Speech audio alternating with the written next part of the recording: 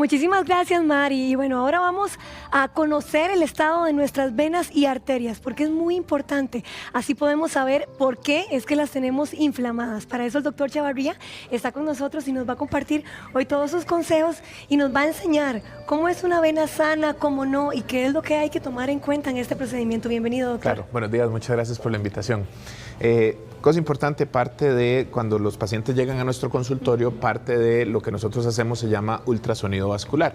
El ultrasonido es una herramienta muy importante porque muchas veces la clínica no es suficiente para dar un diagnóstico. Entonces nosotros nos basamos también en lo que es el ultrasonido vascular para ver cómo están estas arterias o cómo están estas venas. ¿Qué es lo importante del ultrasonido? Que es algo que también la gente a veces no sabe. A veces la gente llega y dice, es que a mí me duele la parte lateral del muslo. Entonces yo quiero que me hagan ultrasonido ahí. O sea, ahí en la parte lateral del muslo no hay una vena o una arteria importante. Entonces, de pasar el ultrasonido ahí, lo que vamos a ver es puro músculo. Entonces, eventualmente, si lo que tienes es un dolor en esa zona, hay que hacer un ultrasonido, pero no un ultrasonido vascular. El ultrasonido vascular es para ver dónde están las venas y dónde están las arterias importantes. Entonces, para poner un ejemplo, si la persona viene con varices en la cara interna de la pierna, en esa zona principalmente es donde nosotros tenemos las venas más importantes y entonces ahí es donde nosotros hacemos el estudio, que es el ultrasonido, principalmente para ver cómo fluye esa sangre dentro de las venas, para ver si hay algún tipo de problema, inflamación o coágulo o trombo.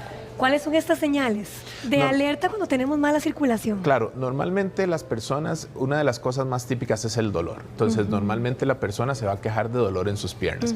Lo que pasa es que no todo dolor podemos decir que es circulatorio, ¿verdad? Porque en las piernas también tenemos músculo, tendones, arterias, venas, o sea, cualquiera de esas cosas puede molestar. Pero cuando la persona tiene un dolor en las piernas y aparte de eso asocia cierto tipo de signos que nosotros podemos visualizar, como varices, capilares o eventualmente inclusive frialdad, palidez, ese tipo de cosas nos orientan a nosotros que podría tener un problema circulatorio o inclusive cambios de coloración.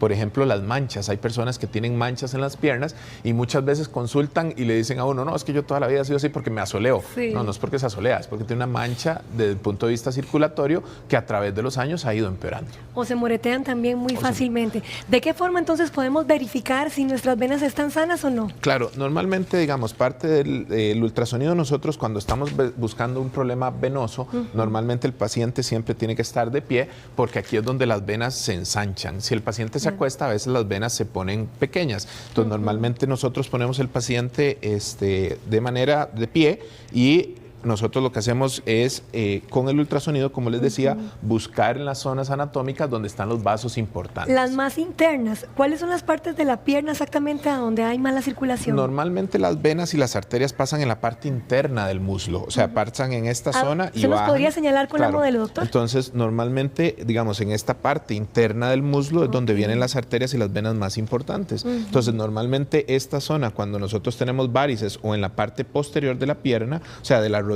para abajo, en la parte posterior de la pierna o en la parte interna del muslo, desde arriba hasta abajo, es donde nosotros tenemos que buscar si hay algún tipo de problema dentro de esas venas, que ese es el trayecto anatómico por donde pasan las venas importantes, ¿verdad? Entonces, normalmente cuando ya está de pie la persona, nosotros lo que hacemos es esto, o sea, normalmente llegamos y buscamos, por ejemplo, esto que vemos acá, este punto negro que vemos acá, es una vena que se llama la vena safena mayor. Esta es la vena. Este puntito negro que se ve acá, es que se ve muy pequeño, pero es este puntito negro que está acá. Si vemos, está en medio de esto que está aquí arriba es grasa y esto es la piel y aquí más abajo está el músculo. Entonces, en medio de estas dos estructuras, este puntito negro que nosotros empezamos a seguir, eso es la vena que nosotros decimos que se llama la vena safena mayor. Entonces, normalmente cuando la persona viene con varices en este trayecto, nosotros lo que hacemos es visualizar esta vena para ver si esta vena está funcionando de manera adecuada o no.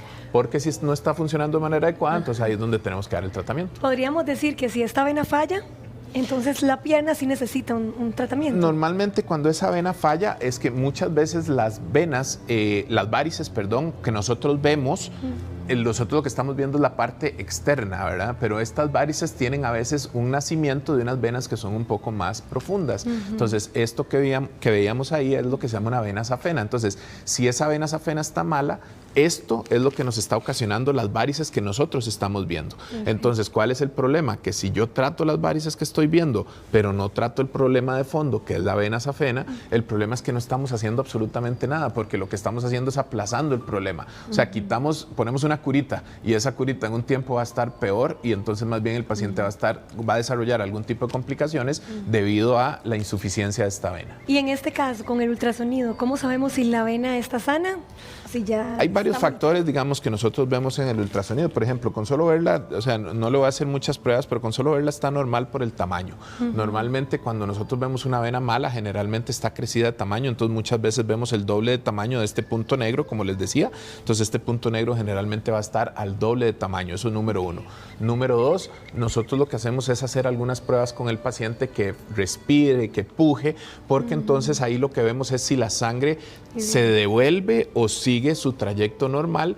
Y por último, también nosotros hacemos unas medidas de compresión, que es el punto que nosotros lo que buscamos es que la sangre solo vaya en una dirección, pero si yo compresiono la pierna, muchas veces vemos que la sangre sube y se devuelve. Y si eso está pasando es porque la vena no está funcionando de manera adecuada. Entonces, como te decía, principalmente son varias pruebas que nosotros hacemos y después, como te digo, si estamos buscando coágulos o trombos, también ahí podemos acostar al paciente y entonces ya hacemos un ultrasonido con el paciente acostado, principalmente para ver unas venas todavía más profundas, que es cuando nosotros, si tuviéramos un coágulo, que es lo que llamamos trombosis venosa profunda. Entonces eso lo vemos con el ultrasonido. Doctor, ¿y no existe ninguna contraindicación para este procedimiento? Ninguna. El ultrasonido es completamente inocuo, no tiene ningún tipo de radiación o algún tipo de problema. A cualquier persona se le puede hacer sin ningún problema.